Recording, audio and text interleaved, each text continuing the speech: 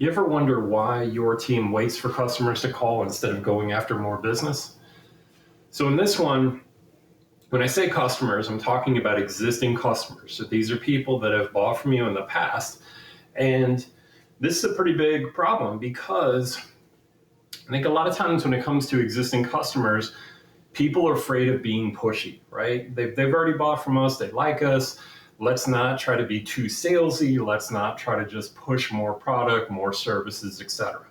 And so there's a feeling of, hey, let's kind of be here. Let's support them. Let's maintain the relationship, make sure we're on good standing. And certainly when they have opportunity for more business, that they're going to throw it our way because they know us, that we're a good partner, we're here for them. And so that's the feeling, is if I could just keep the relationship warm, then obviously when there's an opportunity for more business, it's going to come our way. And it's a great sentiment, and you definitely should be working on the relationship and supporting and doing all the good service and all that. But the idea that that alone is going to drive more business is not true. And there's two kind of underlying reasons why that's the case. And the first one is simply a matter of awareness, because a lot of times your customers aren't fully aware of everything in your portfolio. And so how in the world can they know to ask you for more if they don't kind of know what you have? So for example, I remember working with a seller who was a strategic account manager, and she was in charge of being able to support the relationship and grow the relationship. And one day, her client made $1 million purchase from a competitor. And she was furious because the thing that they purchased, her company delivered. And for the life of her, she couldn't understand why in the world they would go to a competitor instead of her. They had a great relationship. They talked all the time, yet they funneled the business to someone else. And so we dug into it to figure out what's going on and kind of crafted some questions. And she went back to her customer contact and just talked through it. And once she started talking through it with her customer, they were surprised. They were kind of surprised that she was upset. And when they talked through it, the customer had no idea that she offered that or that their company even did that. And they actually apologized. They said, "Oh, I'm so sorry. If I had known, I definitely would have at least invited you guys into the equation to be able to compete for the business, but I had no idea."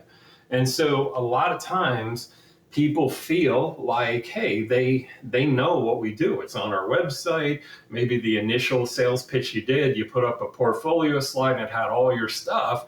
But the idea that that person is going to remember that one slide 6 months or a year later, are they? Like that's a big ask to be able to think that they're going to remember all the stuff you do. So that's one problem, is just kind of assuming that they're automatically going to know all the stuff that you do. The second problem is the waiting, right? So the waiting is a passive approach to selling. That is to say, hey, if they have a need, they should come to us, right? They should come to us and then we'll sell them. And so again, that would be awesome if that's the case, but generally a kind of reactive approach or a passive approach is not going to drive revenue, because that's a lot of hope that you're hoping that they remember, you're hoping that they're going to bring that business to you. And so why leave all of that to chance? And so what you want to be able to think about as you're thinking about your existing customers is you want to do all of this, but in a way that doesn't feel pushy, because I've seen the opposite, where people are like used car salesmen and they are overly pushy and overly aggressive to the point where sometimes they have to be switched off the account because they are just too much, right? They're too in their customer's face. So again, there's always a balancing act here, but instead of achieving balance, the shift to a completely kind of passive reactive approach, that is not the winning strategy. So what you want to be able to do is, as you're fostering the relationships and as you're kind of doing all this, you want to develop a really good ear for problems, right? So when I'm working with account reps, I train them to think like detectives, right? And what I'm asking them for is, you want to think about what are the clues that you're looking for and you're listening for that tell you this customer has a need that you can solve for. And so if you can really fine tune your ear in those discussions to be able to kind of identify those pain points, then you can proactively bring them solutions and bring them opportunities, but in a way that feels organic, right? It's not that I'm just randomly pitching you stuff. It's like, hey, I just heard 2 days ago one of your people said this, thought I'd bring it to your attention because here's the risk associated with it. But guess what? It's an easy fix because it just bolts on to what you have, right? So there's a way to make it where it just seems like you're just kind of monitoring the situation. You have their best interests at heart. And when you see opportunities or when you see risk, you just bring it to their attention proactively. That is a winning strategy. Yet people struggle to do it because they take this more passive approach. So if you are experiencing this, just really try to encourage your people to fine tune that ear and to think about the clues, because that's the key to unlocking this revenue.